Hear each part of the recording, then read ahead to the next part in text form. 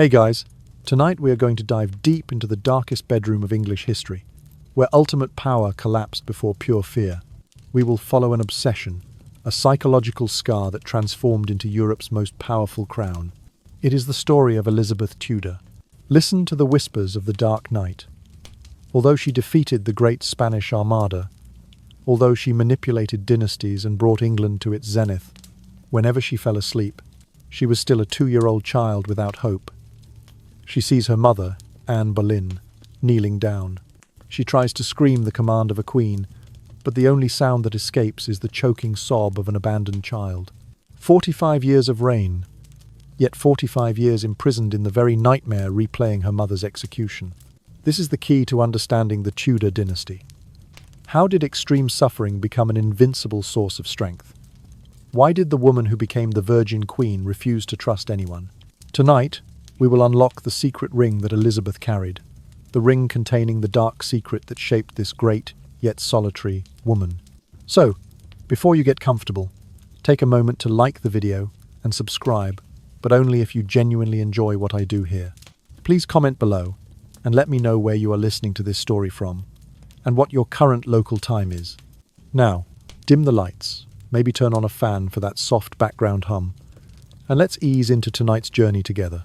Elizabeth Tudor wakes in the middle of the night, gasping for breath, her body trembling beneath the weight of another familiar nightmare. In the dream, her mother, Anne Boleyn, kneels on the straw-covered scaffold in the courtyard of the Tower of London. Elizabeth screams, her voice cracking with desperation. "Stop! I am the Queen! I command you to stop!" But the guards do not see her, do not hear her. The executioner raises his sword. The blade falls. Hey guys, tonight we are going to dive deep into the darkest bedroom of English history, where ultimate power collapsed before pure fear.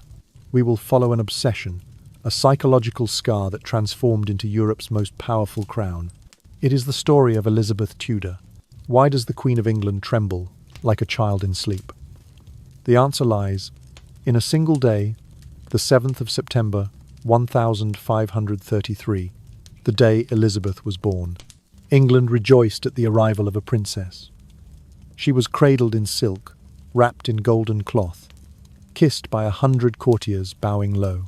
Her mother, Anne Boleyn, held her close and whispered, "You will be greater than any son."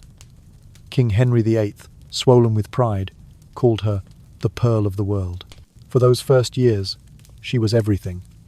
The center of 2 kingdoms, her mother's heart and her father's throne. Anne taught her daughter to read before she could walk.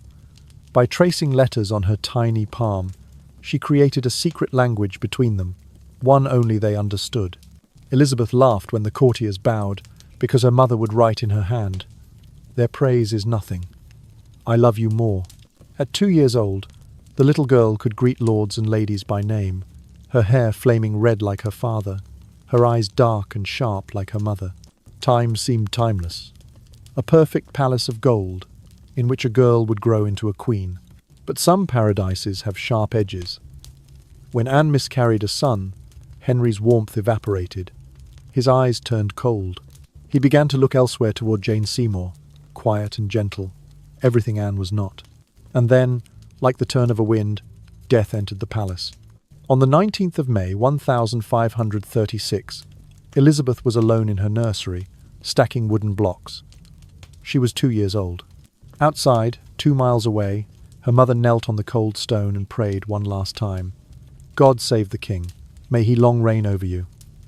The French executioner lifted his sword, and the kingdom changed.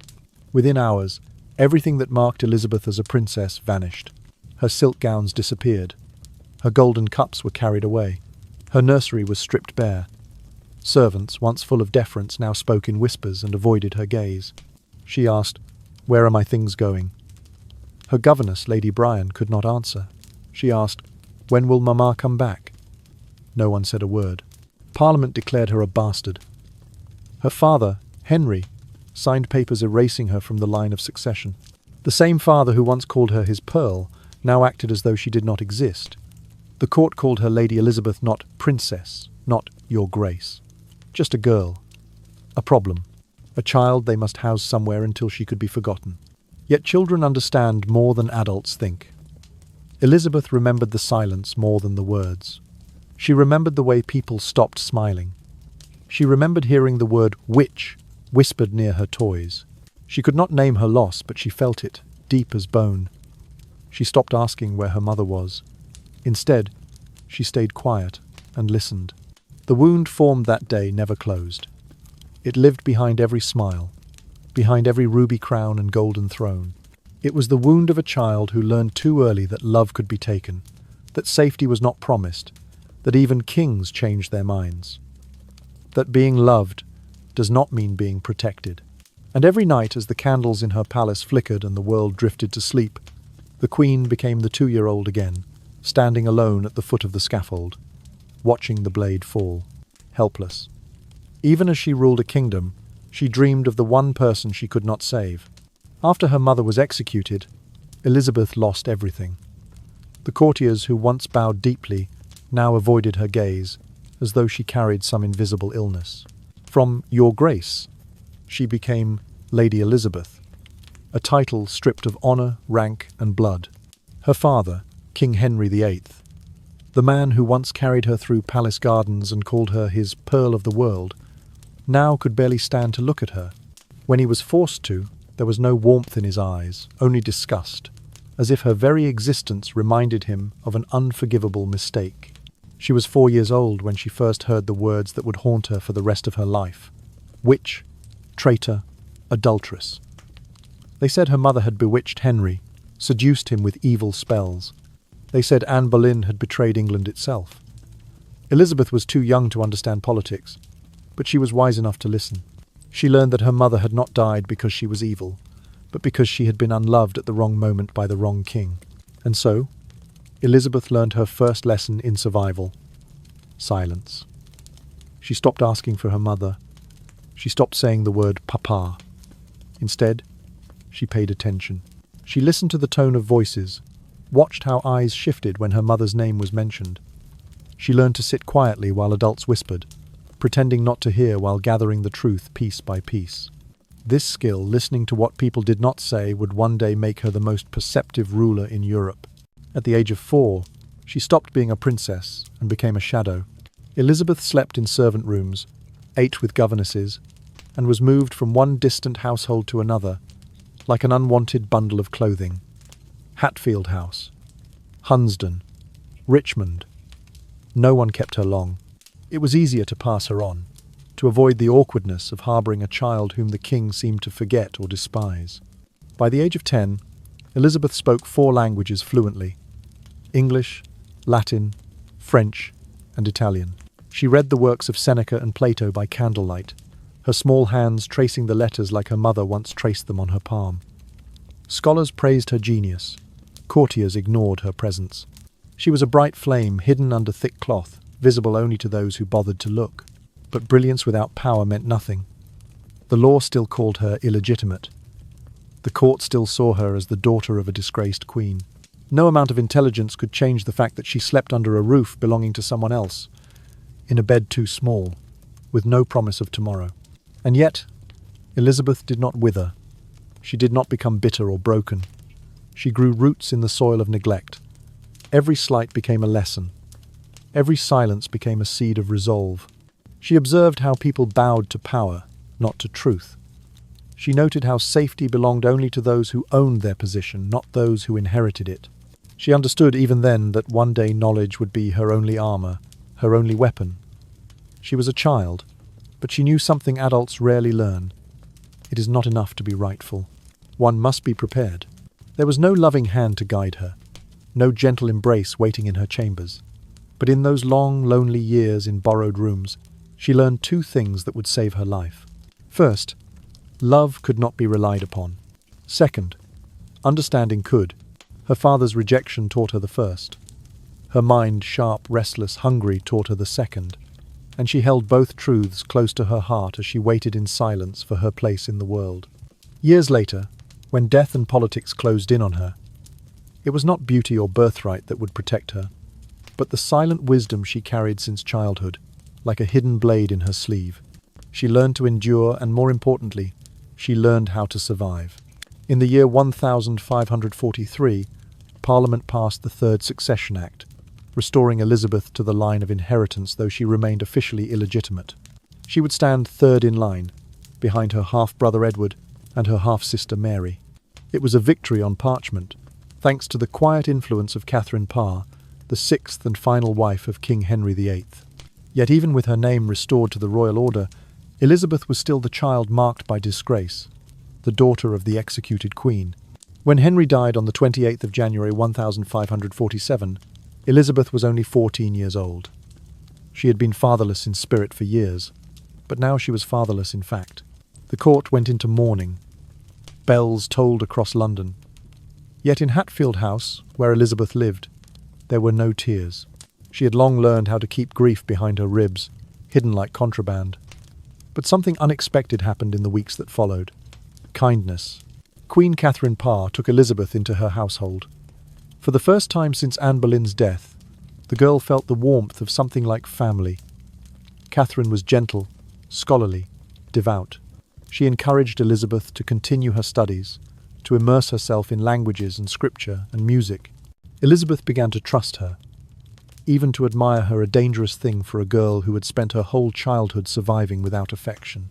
But peace in the Tudor dynasty never lasts. In April of that same year, Catherine Parr married Thomas Seymour, the handsome and ambitious brother of the late Queen Jane Seymour. He was the Lord High Admiral, a man with powerful connections, roguish charm, and a hunger that no title could satisfy. Not long after marrying Catherine, he set his sights on something, or rather, someone else. The 14-year-old Elizabeth. It began subtly. He would enter Elizabeth's bedchamber at dawn, unannounced and uninvited, claiming it was a harmless joke. He wore only a nightshirt, barefoot, laughing, calling her Little Bess as he tickled her and held her down by the shoulders. Then came the scissors. He cut the black silk of her gown while she wore it, slashing through the fabric as she squirmed. Elizabeth tried to make light of it, tried to laugh, but her body trembled after he left. Thomas Seymour's hands lingered where they should not. He called it teasing. Elizabeth called it nothing at all. That was the second lesson she learned. Unspeakable things are often hidden behind polite smiles. When Catherine discovered her husband's behaviour, the world seemed to still for one heartbeat. Surely, Elizabeth thought, here was a woman who understood suffering, a woman betrayed by her own king, now a queen herself, who had shown Elizabeth the first kindness she had known in years. Surely, she would protect her. But Catherine Parr did not protect Elizabeth. She protected Thomas Seymour. A scandal would ruin them. Rumours were already spreading. So Catherine sent Elizabeth away, not because she was guilty, but because she was vulnerable. And so Elizabeth learned her second survival lesson, carved deeper than the first. Even those who love you will choose themselves over you. She left Catherine's house silently, carrying her few belongings and her shattered trust. She said nothing. Not about the hands, not about the fear, not about the betrayal. She began to build something inside herself, a wall. Not the cold cruelty of neglect she had known as a child, but an inner fortress, a place where no hand could reach, no voice could command, no love could bury its blade and then call it fate. From that day forward, she vowed that no man would ever hold power over her body or her destiny.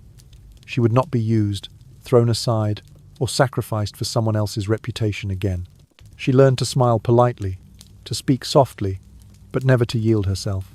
Years later, court historians would call her the Virgin Queen. They would speak of chastity as virtue, or policy, or myth. But the truth lay in that dark hallway in 1547, when a girl learned no one, not even mothers, could always be trusted to stand between her and harm. And so Elizabeth made the only decision that made sense to her wounded heart. She would belong to no one. She would marry no one. She would love no one more than her own safety. For she now knew deep in her bones that unconditional love was a story told to children, and she was no longer a child. Mary Tudor, daughter of Catherine of Aragon, was Elizabeth's half-sister, but their relationship had been poisoned long before either of them ascended the throne. Elizabeth, born of Anne Boleyn, was the living reminder of everything Mary had lost. When Henry VIII annulled his marriage to Catherine and married Anne, Mary was stripped of her title, her legitimacy, and her mother's place. She watched as Anne Boleyn was crowned in her mother's stead. She watched Elizabeth named princess, while she herself was cast aside. A wound formed then, sharp, deep, and quiet. It never healed. So when Mary Tudor finally claimed the crown in the year 1553, Elizabeth's fate trembled like a candle in a draught. A queen now ruled England who had every reason to see her sister not as blood, but as threat. Elizabeth, with her youth, her intelligence, her Protestant sympathies, and her mother's stormy legacy, became more than just a rival. She became a symbol, a reminder, a prophecy Mary was determined to stop. In the early months of the year 1554, Thomas Wyatt the Younger led a rebellion against Queen Mary. It failed. There was no proof that Elizabeth had been involved. There were no letters bearing her signature, no whispers recorded from her lips.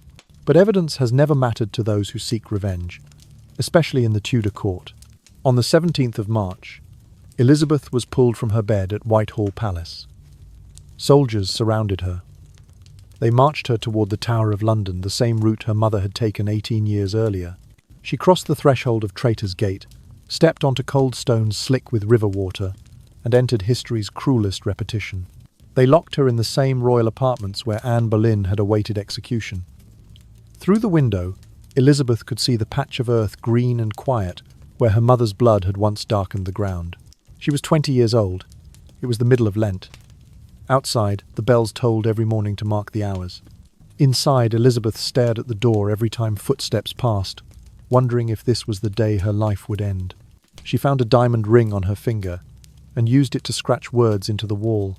Much suspected by me, nothing proved can be.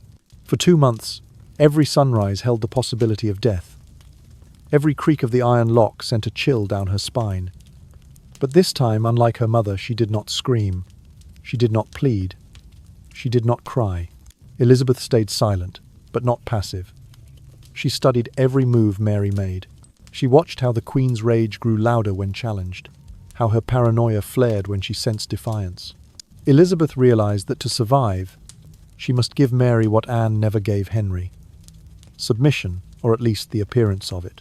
She wrote letters soft, apologetic, perfectly crafted.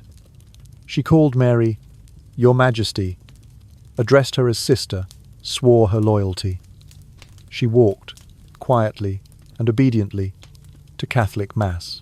She crossed herself. She knelt. With every gesture, every calculated word, she signaled, "I am no threat." And Mary, despite her hatred, wanted to believe it.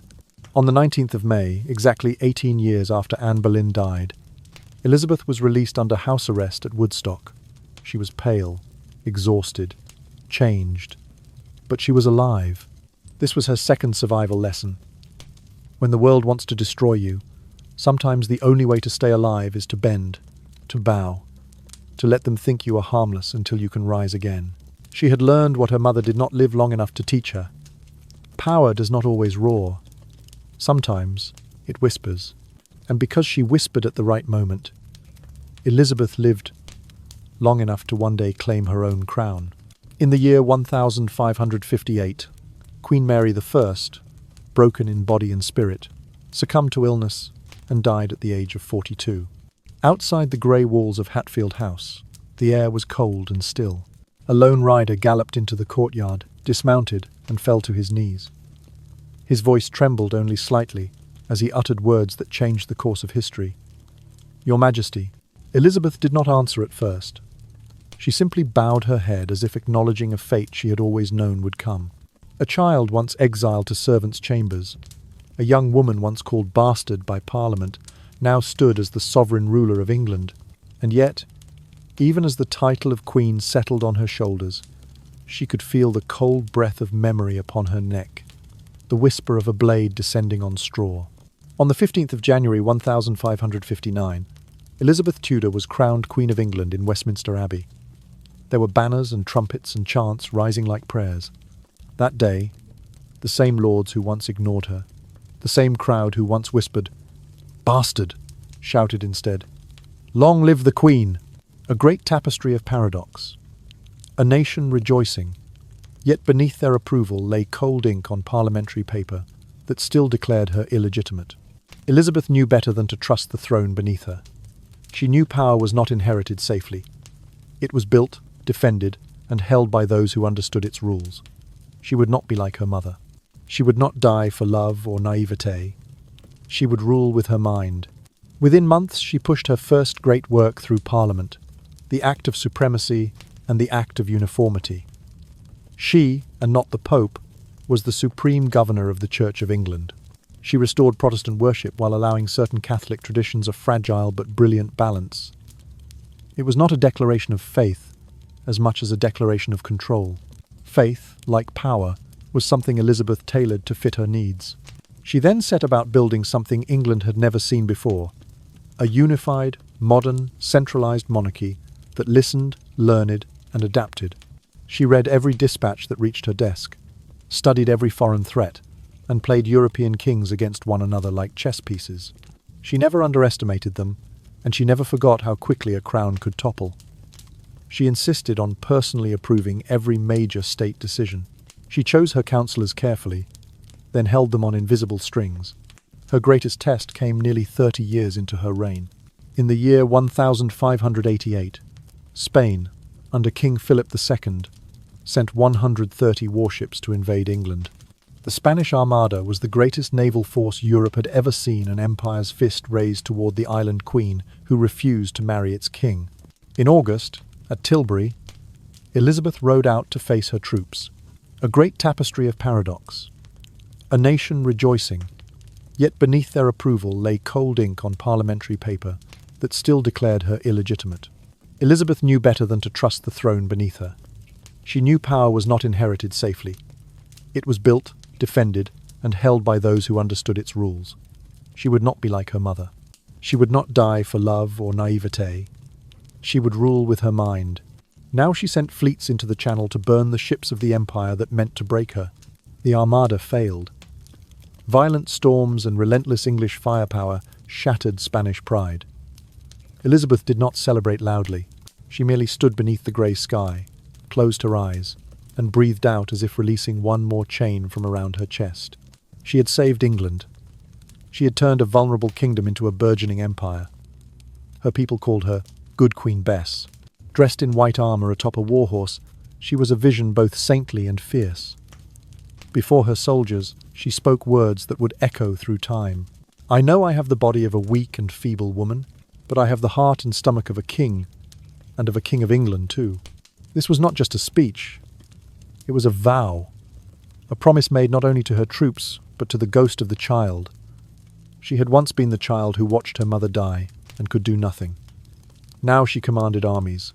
The poets wrote of a golden age bearing her name. And yet, when night fell, when torches were dimmed and servants had gone, Elizabeth would once again lie awake, staring into the flickering candlelight, watching the blade in her mind come down again and again. A crown on her head, but inside, she was still the child at the foot of the scaffold, hearing her own voice cry out, I command you to stop. And the sword never did. When Elizabeth I ascended the throne, Europe trembled. She was 4 years old when she first heard the words that would haunt her for the rest of her life. Witch, traitor, adulteress. They said her mother had bewitched Henry, seduced him with evil spells. They said Anne Boleyn had betrayed England itself. Elizabeth was too young to understand politics, but she was wise enough to listen. She learned that her mother had not died because she was evil, but because she had been unloved at the wrong moment by the wrong king. European princes offered themselves like trophies. Marriage, they said, would secure alliances. Marriage would produce heirs. Marriage would make the kingdom safe. But Elizabeth already knew the truth. Marriage was a cage, a crown placed into someone else's hands, a door left unlocked for ruin. She had watched her mother die for marriage. She had been scarred for life by the hands of Thomas Seymour, who haunted her dreams still. She had seen her sister Mary use marriage to prop up a burning tyranny. Elizabeth's answer to the world was not anger, but a cold, controlled flame. I have but one mistress and no master. A sentence as sharp as the sword that once ended her mother's life. She would serve England, and no man would ever rule her by ring, by oath, or by force. This was not the declaration of a proud virgin. It was the vow of a survivor. There were men she loved. But beneath the gilded coronation robes, beneath the polished words of her advisers, and the glittering cheers of London streets, there was something no one could see unless they looked closely. Sorrow, solitude, the quiet ache of a woman standing alone on a mountain built from the bones of her past. From the first days of her reign, Elizabeth faced a question more relentless than any foreign army. When will you marry? Parliament debated it. The Privy Council pressed it. Only discipline had. At night, beneath her queen's canopy, Elizabeth lit 20 candles in her chamber. Not for beauty, nor reading, nor prayer, but out of fear. Fear that darkness would bring back her mother's execution. Fear that closing her eyes in shadow would take her back to the Tower courtyard where, at 2 years old in her dream, she could not stop the blade. She kept light near her at all times. She slept lightly. She rose early. She never let the night fully take her. Even as England prospered, even as poets praised her golden reign, her war was not just against Spain or papal bulls. Her war was with the ghost in her blood, that silent terror that whispered, "You are alone. No one will save you. No one ever did." And so she refused to ever stand beneath a man's shadow. She became the shadow. A sovereign cloaked in brilliance and caution. A queen who never let her guard down, even among those she loved. A woman whose greatest loyalty was to her own survival. Crown atop her head, jewels on her throat, gloved hands steady. Elizabeth knew her path was one that no man would walk beside her. She would build a dynasty of the mind, not the womb. She would plant her seed not in a crib, but in the soil of history. She would bear no children, yet give birth to an empire. Every night, as the last candle flickered, Elizabeth stared into the dark corners of her room and whispered the truth only she knew. Power must sleep alone. And in that isolation, she was both invincible and infinitely breakable. When Elizabeth became queen, she made a conscious choice to rule not through terror or brute force, but through strategy, intelligence, and above all, restraint. She remembered the years of her father's reign, the executions without trial, the whispered accusations of treason, the arbitrary cruelty of a king's desire. And she remembered her mother, Anne Boleyn, executed on the 19th of May 1536, without any true proof of guilt. She had watched, in memory if not in body, as a woman was destroyed by politics and rumour. That memory stayed with her sharper than a blade, more enduring than a crown. Elizabeth never issued a public decree to clear her mother's name. She never allowed Parliament to discuss it. She knew that doing so, overturning a royal conviction, challenging the legal foundations of her own legitimacy, would have shaken the fragile foundations of her reign. She was queen, but she ruled in a world shaped by laws created to destroy the very woman who gave her life. So she honoured Anne Boleyn in the only way she could, through her choices. Elizabeth never executed a single woman on White Tower Green, the very spot where her mother's head had fallen under the sword of a French executioner. Men might be hanged or beheaded for treason, but women, no matter the accusation, would not die on that grass while Elizabeth lived. It was a silent vow. Others saw it as mercy. She knew it was a promise made to the child inside her, the one who had once cried out at the scaffold in vain. She ordered the chapel at the Tower to be restored, and prayers to be said for all souls misjudged by history. No names were spoken, no speeches declared, but everyone who stood beneath that vaulted ceiling knew that the first soul meant was Anne. She could not rewrite the past, but she could shape the present so that others did not suffer the way her mother did. Every pardon, every stay of execution, every measured response was a quiet rebellion against her father's legacy. Still, no amount of justice given to others could fully repair the wound within her. At night, Elizabeth slept in chambers, lined with mirrors, so that light would bounce through the room, leaving no shadow large enough for memory to hide in. She refused to let her rooms go dark. More than 20 candles burned every night, even when she was alone. Especially when she was alone. She feared silence. She feared the moment between breaths when darkness pressed in and her mind slipped, once more, into the same nightmare that had stalked her since girlhood, her mother kneeling, her child voice screaming, "I command you to stop," her cry swallowed by time. She was queen, but she did not sleep like one. Her ladies observed that she never seemed fully at rest. Her eyelids fluttered as if they fought against dreams. Her fingers sometimes curled, as if reaching for a hand she could not grasp. Through the day, she was brilliant, shrewd in council, charismatic in court, decisive with sword and treaty alike. But in the quiet of her chambers, Elizabeth knew that power could not protect her from memory's cruelty. She could command armies, but she could not command her mind to forget. She could silence Parliament, but not the voice inside her remembering the child who could not save her mother. And so she kept watch. Every night, lit by flickering flames, surrounded by mirrors, always observing, always guarded. Even in her finest victories, in her most celebrated triumphs, Elizabeth remained at her core a child holding her breath in the shadow of a blade. Because in her dreams the execution never ended, the sword never missed, and her voice was never heard. To the outside world, the reign of Elizabeth I seemed unshakable. England flourished under her rule. The arts reached heights never before seen. William Shakespeare wrote plays that would outlive centuries. Sir Walter Raleigh claimed new lands across the ocean and named an American colony Virginia in her honor. Sir Francis Drake circumnavigated the globe and struck directly at the heart of the Spanish Empire. Under her command, England defeated the Spanish Armada in the year 1588. Trade expanded. Universities thrived. London transformed into a vibrant, glittering capital. The world saw a golden age. But behind the immaculate facade of this golden age, there existed a different kind of war. A quiet war, fought not on battlefields, but in the shadows of royal chambers. A war against a mind that never rested. A war fought in sleepless nights and trembling mornings. Elizabeth could not sleep through the night. She never allowed her chambers to go fully dark. 20 candles burned each evening, their flames dancing across mirrored walls, the reflections pushing back darkness as though it were a living enemy. She was not afraid of the night, she was afraid of what waited in it. The dream, the blade, the voice that begged guards to stop. Foreign ambassadors, puzzled yet cautious, reported to their courts. The Queen looks tired, though her smile seems undiminished. They called her radiant. They called her cunning. Some even called her immortal. But none knew that every morning, in the brief silence before her ladies entered, Elizabeth closed her eyes and whispered the same thought. I have survived another night. Loneliness settled over her like winter frost. It was a familiar weight, one she had learned to carry as steadily as her crown. Suitors came and she dismissed them.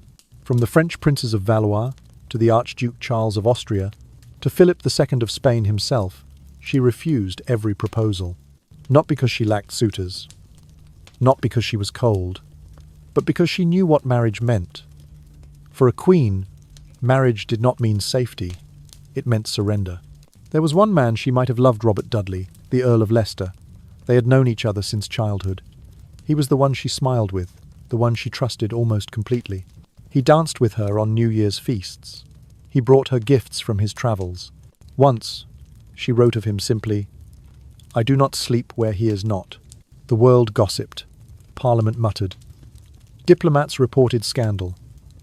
Elizabeth did not deny her affection, but she did not give him her hand. She feared that if she married him, she would cease to be queen.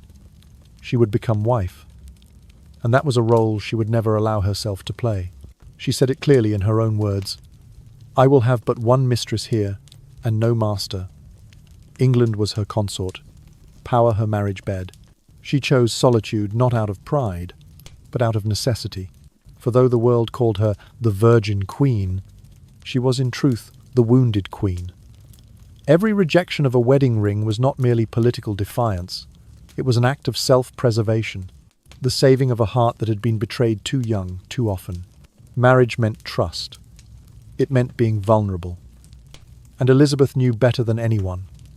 Those who love you may still feed you to the flame. So she smiled and ruled and carried the sorrow that no one saw. In courtly portraits, her hand rested on a globe on a kingdom, but never in another's hand. Never again. Because for Elizabeth Tudor, love was not a legacy. It was a lesson written in blood. As the years passed, Elizabeth grew stronger and more exhausted. To hold on to the throne, she had to become something no one taught her to be, the spider at the center of the web. The queen of observation, calculation, and control. Every thread of court politics ran through her hands. Every whisper in Europe was weighed against her safety. She trusted no one completely. She could not afford to. On the surface, she was adored. Crowds cheered her name. Playwrights immortalized her in poetry and verse. She laughed at feasts, danced at court, and offered witty retorts to ambassadors.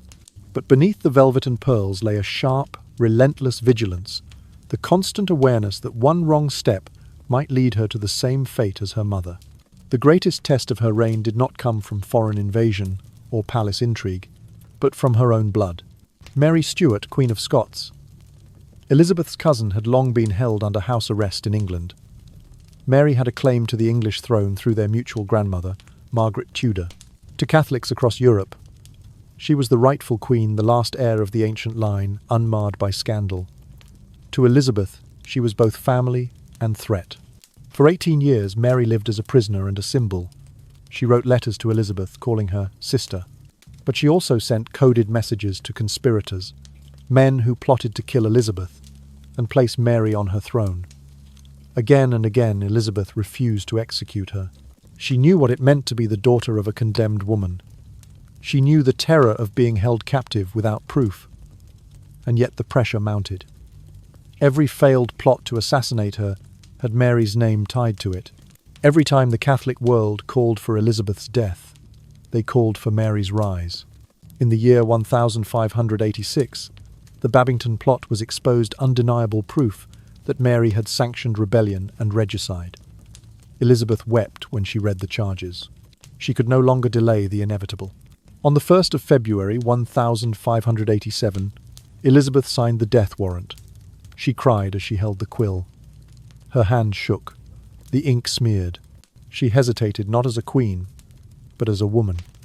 To sign meant killing her own cousin. To refuse meant risking her nation. She signed. Mary was executed on the 8th of February. She wore a crimson robe, the colour of martyrdom, and declared she died a Catholic and a queen. Her head was severed in one stroke. In that moment, something in Elizabeth cracked. The queen who had sworn to rule with justice and restraint had taken the life of another queen, another woman born to wear a crown. Mary's blood did not sanctify Elizabeth's reign. It haunted it. The nightmares worsened. Now, when Elizabeth closed her eyes, she saw not one execution but two. Her mother in grey, her cousin in red. The blade falling. The silence that followed.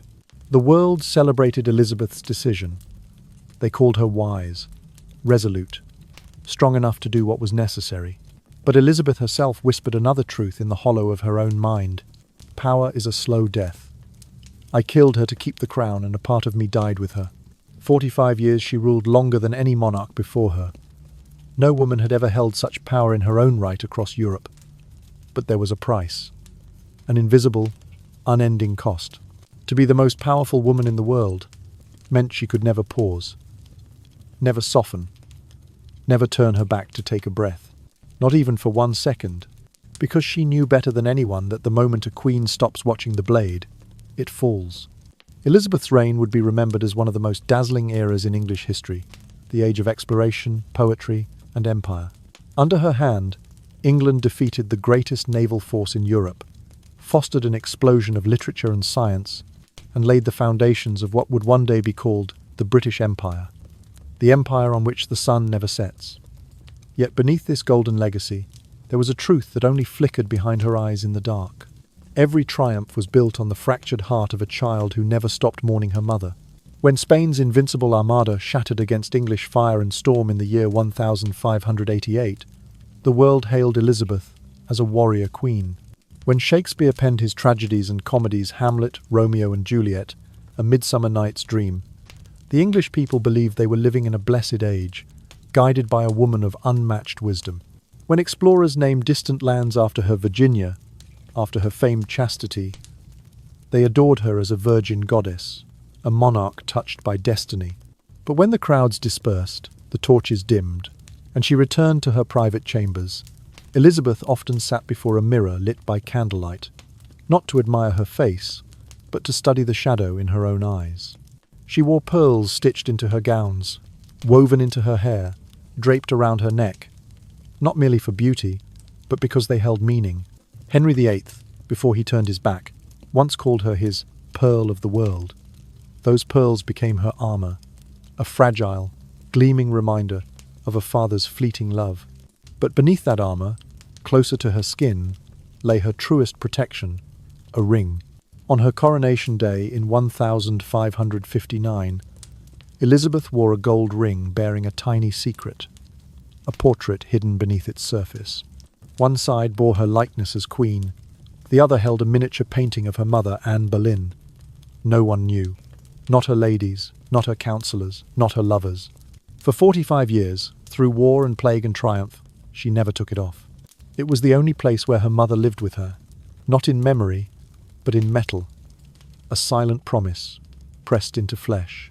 "Mother," she said without words, "I became the queen you died for." And so she ruled, with brilliance, with terror, with love, and with sacrifice. Each time she raised her scepter, each time she spoke to Parliament, the ghost of Anne stood beside her, unseen but deeply present. But time is relentless even to queens. In the winter of 1603, Elizabeth's strength began to fail. She grew thinner, her face more pale beneath the layers of powder. Yet she refused to lie down. The court begged her to rest. She would not, because she knew if she slept, truly slept, the blade would fall once more in her dreams. She would wake too late to stop it, or not wake at all. For days she stood or sat in silence, staring into the dimming light of her chambers. Her ladies wept, courtiers whispered. The golden age was dying, and the queen would not close her eyes. When the end finally came, she was seated on cushions, wrapped in layers of jewels and pearls. She slipped into sleep, the deep kind she had denied herself for decades. Her hand relaxed at last. It was only then that her coronation ring could be removed. Physicians tried to lift it gently, but the flesh had swollen around it as if the ring and the woman were one being. They had to cut it free, and beneath the band, etched lightly into the queen's skin, was the faded imprint of her mother's painted face, like a tender bruise of memory. That ring was not ornamentation, it was revelation. All the power, all the victories, all the history she shaped, were born from the wound of a child who once cried out in her sleep, "Mama, don't go." Elizabeth Tudor knew this truth, the truth that followed her for a lifetime. Sometimes the greatest crowns are forged from the deepest pain, and she wore hers with grace. No matter how many fleets she crushed or nations she defied, Elizabeth I never defeated one enemy, her dreams. Every night, after the feasts ended and the council chambers emptied, after the generals bowed and the ambassadors withdrew, England's triumphant queen returned to a silent, haunted battleground, her own bed. In her private chambers, she insisted on light. Dozens of candles burned throughout the night, the wax melting in long trails like tears down the brass holders. Mirrors placed on every wall multiplied the flickering glow, pushing the shadows back. Elizabeth believed in many things: strategy, diplomacy, destiny. But she did not believe in safety in the dark. She slept lightly, never more than a few hours at a time. She never slept past dawn. Even on mornings when the court describes her as radiant, her ladies knew it was because she forced herself awake before the nightmare could reach its worst point. But most nights, it still reached her. The dream never changed. It never softened. The Tower of London stood in grey silence. The straw beneath her mother's knees rustled with the cold spring wind. Anne Boleyn wore a gown of dove grey, her dark hair tucked into a white coif, her small, sharp face turned toward the crowd as if searching for someone. Elizabeth was there not as queen, but as the child she once was, dressed in white linen, running barefoot across the courtyard. The child screamed, "I am the queen! I command you to stop!" But her voice was thin as rain. No one turned. No guard hesitated. The sword rose. The blade flashed. The head fell. And every time, Elizabeth woke up silent, not screaming, but breathing like she had been run through with an unseen dagger. Her heart pounded painfully against her nightgown. Sweat collected at her temples. She would sit up, stare at the candle still burning, and remind herself, "You are queen. You survived." But the fear never fully retreated. It only curled itself into her bones, whispering of that moment when she had no power, no voice, only grief. She shared this with no one. Not her council, not her ladies, not even with Robert Dudley in their closest moments. The world saw a queen who never trembled, but inside, she fought nightly to keep that trembling child asleep. Court physicians noted her persistent exhaustion. Ambassadors sent home letters saying, "The queen seems ever wakeful, ever watchful, as if something hunts her in her sleep." They were not wrong. No enemy, not Spain, nor Rome, nor Scotland, ever frightened Elizabeth as deeply as the memory behind her eyelids. For more than 50 years, she carried that little girl inside her. The child who cried, the child who reached out, the child whose command meant nothing. A queen was built around that wound, wrapped in jewels, draped in ermine, but never truly healed. Her courtiers puzzled over her habits. Why she rose before dawn even when ill. Why she avoided sleeping in darkness. Why she kept a book by her bed at all times, sometimes reading aloud in Latin to no one at 3 in the morning. They never understood that these were not quirks. They were reinforcements. A fortress built brick by brick against an enemy with no face, no name, only a memory. Even in triumph, in festivals and processions, in paintings and sonnets praising her as Gloriana, the Virgin Queen, her eyes held a depth not taught by tutors or poets. They held the perpetual sorrow of a woman who had never been able to save the person she loved most. History tells us Elizabeth ruled with unmatched brilliance. But history often forgets that inside that brilliant ruler was a 2-year-old girl in a grey courtyard, staring up at a falling sword. And no one, not Parliament, not lovers, not poets, ever came to save her. She had to save herself. Every night, every morning, for as long as she wore the crown, beneath the velvet, beneath the pearls, beneath the layers of gold-threaded silk that marked her as queen, Elizabeth carried a secret. It glimmered on her finger, a coronation ring made of gold and ruby, crafted in the year 1559 for her ascension to the throne. Each time she raised her hand to command silence in court, each time she pressed her signet into wax to seal a royal decree, the ring shone in the candlelight, a symbol of power, legitimacy, authority. But the truth was buried beneath that power, embedded in the metal itself. For 45 years of reign, no one knew that the underside of the ring held a miniature portrait. Not of Edward, her brother, not of Henry, her father, not of any saint or heraldic emblem, but of her mother, Anne Boleyn. So small that it could only be seen when held close to the eye. So carefully done that it must have been commissioned in absolute secret. Not her council, not her ladies, not even with Robert Dudley in their closest moments. The world saw a queen who never trembled, but inside, she fought nightly to keep that trembling child asleep. Court physicians noted her persistent exhaustion. Ambassadors sent home letters saying, "The queen seems ever wakeful, ever watchful, as if something hunts her in her sleep." They were not wrong. She wore it when she pardoned poets, and laughed at fools, and spoke in Latin before Parliament. The world saw a queen whose hand did not tremble. They did not see that the hand held her mother's image pressed into her flesh all her waking days. She could not clear her mother's name on royal record. Too dangerous, too destabilizing. To do so would mean admitting her father, Henry VIII, had committed murder, not justice. A queen could be bold, but not foolish, and Elizabeth was never foolish. Instead, she cleared her mother's name in the only way she could, by ruling better than any king before her. Every strategic move, every display of restraint in matters of bloodshed, every calculated gesture of mercy, it all sprang from one enduring truth. Elizabeth never forgot what happened to the woman who loved her before she even spoke. Anne Boleyn had been declared a traitor, a witch, an adulteress. She had died alone, abandoned by her husband, accused without proof. And Elizabeth had watched in dreams, in whispered memories, and learned. She learned that the world punishes bold women. She learned that power without protection is fatal. She learned that love does not guarantee safety. But she also learned something else. You can build an empire from pain if you refuse to let it crush you. Elizabeth built that empire in her mother's honor, not in name but in spirit. It showed Anne's face as it had been in youth. High cheekbones, dark eyes, a slight, knowing curve to her lips. The face of a woman whom the kingdom had condemned, and whom history would attempt to erase. Elizabeth never removed that ring. Not once. She wore it through wars, through famines, through plague and rebellion. She wore it when she stood at Tilbury in armour before her troops. She wore it when she sentenced Mary, Queen of Scots, to death.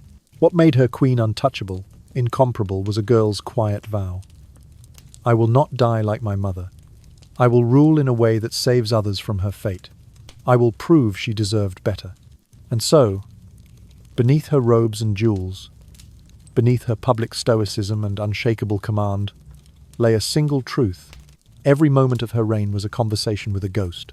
The ghost of a woman wronged, a mother robbed of everything except her daughter's devotion, a daughter who ruled better than any king in history because every night she slept with her mother's face close to her heart. On the day Elizabeth died, the 24th of March, 1603, the doctors found they could not remove the coronation ring easily. Her flesh had grown around it. They were forced to cut it from her hand, and beneath the gold they found Anne's face, faded with time but still there. That was no jewel. It was a vow. By the end of the 16th century, the golden Queen of England began to fade. It was not sudden nor dramatic, just an erosion, like stone worn by centuries of rain. Elizabeth's body, once sustained by sheer will, began to betray her. Sleep, already a fragile stranger, became impossible. Her ladies-in-waiting reported that she seldom lay down at all. Instead, she stood or sat through the night, stiff-backed in her gown, her eyes fixed on the flickering candlelight. Her privy council watched her decline with growing alarm. They urged her gently, then urgently, "Your Majesty must rest. Your Majesty must sleep." But Elizabeth only shook her head, a faint smile tugging at her lips, tired, brittle as old parchment. "If I lie down," she replied, "I know I shall not rise again." For she feared not death itself, but the dream that would greet her if she surrendered to sleep, the familiar execution ground, the familiar blade. She created a church that answered to the English throne, not to Rome. She fostered scholars, playwrights, scientists. She kept peace in her court for decades without marrying. She won war after war without losing her crown. She outlived every enemy who ever called her illegitimate.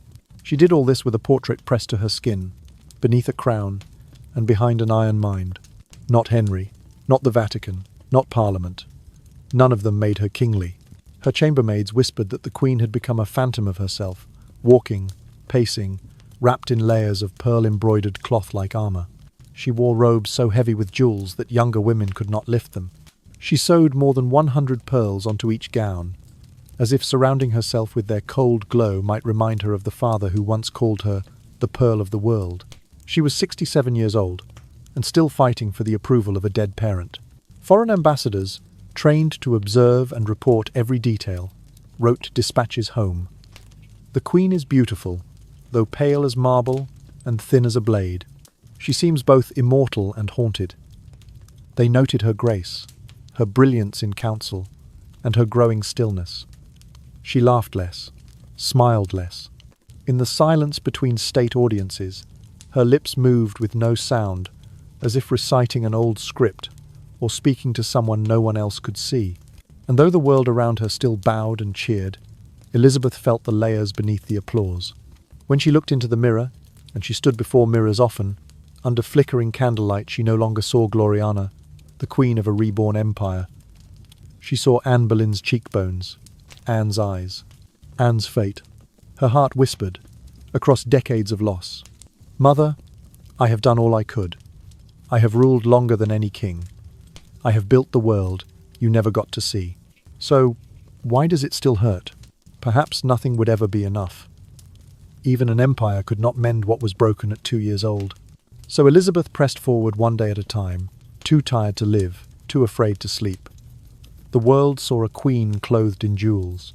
But inside, there was only a quiet child reaching upward with empty hands, asking a question no crown could answer. She had made war with her nightmares for more than 45 years. By now, there was no distinction between mind and memory, between the queen and the child who still screamed in her sleep. The shadow of Anne Boleyn followed her everywhere. The crown was heavy, yes, but the past was heavier. Her fear became ritual. Every candle must be lit. Every corner of the room must be visible. She allowed no darkness, not even in winter. She would be seated, upright, dignified as she had lived. But now, even her will had limits. Her gown shimmered with hundreds of pearls, stitched into every fold like frozen tears. Her body, frail and thin beneath the weight of the jewels, sagged toward the earth. Courtiers watched in reverent silence. No one dared speak. Even her most trusted ladies in waiting did nothing but stand guard, holding vigil as though they too were afraid of sleep. For days Elizabeth had spoken little and slept less. Her eyes wandered rooms, corners, distant walls. It seemed as if she were tracking something invisible, or listening for footsteps no one else could hear. She had once commanded armies. Now she sat in silence, fighting the battle only she could see. And yet in those last moments, something changed. Near dawn, when the candles had burned dangerously low, Elizabeth smiled. A small, quiet smile. Gentle, astonishing in its peace. One lady said she looked almost childlike, as if the decades had slipped away and left behind not a queen but a girl of 2, reaching up with hopeful hands. Her breathing slowed. She leaned back, just slightly, as though resting her head on unseen arms. Her eyes fluttered. Then, for the first time in more than 40 years, her face was free of fear. Some said her lips moved, too soft to hear. Those closest insisted she whispered something words meant for someone who was not in the room. Others claimed she looked upward, not at the stone ceiling overhead, but through it as if seeing sky, or a familiar figure descending from it. Elizabeth died at sunrise. Her final breath left her as the first light entered the room, a thin, quiet ribbon of gold across the Queen's silk and pearls. One of her ladies swore she heard Elizabeth murmur, "I've finished, Mother." A question whispered between heartbeats in every sleepless night. "Mother, are you proud of me?" In March of the year 1603, at Richmond Palace, the greatest monarch England had ever known faced her final dawn. Elizabeth Tudor, daughter of a disgraced queen and a ruthless king, lay motionless on a lavish stack of embroidered cushions. By her own command, she refused to be placed in a bed. A queen, she had once said, must not surrender her throne lying down. No scream, only a mother, saying at last to the child who had survived everything, "Yes, my Elizabeth, I'm proud." A queen died that morning, but a daughter was finally held. Elizabeth I, a name history will never forget. She was the child abandoned by a king, the girl called bastard by her own nation, and yet she rose to become the most powerful woman in Europe. Her reign, stretching 44 years and 127 days, reshaped a kingdom and ignited an era, the English Golden Age. She defeated the Spanish Armada in 1588. She became the sovereign who nurtured playwrights like Shakespeare, explorers like Drake and Raleigh, and thinkers who dared to question the world. She turned a land of religious strife into a nation of rising power. But in truth, Elizabeth's greatest victory was not over armies or empires. It was over her own pain. Her entire life, she carried a wound no eye could see. A wound that began on a scaffold in the Tower of London when she was only 2 years old. History applauded her strength, her brilliance, her relentless control, but behind every command, every calculated gesture, was the silent scream of a child who once begged for her mother to live. And that child never left her. She learned to mask that cry in ceremony. She buried it under pearls and music and power, but she never erased it.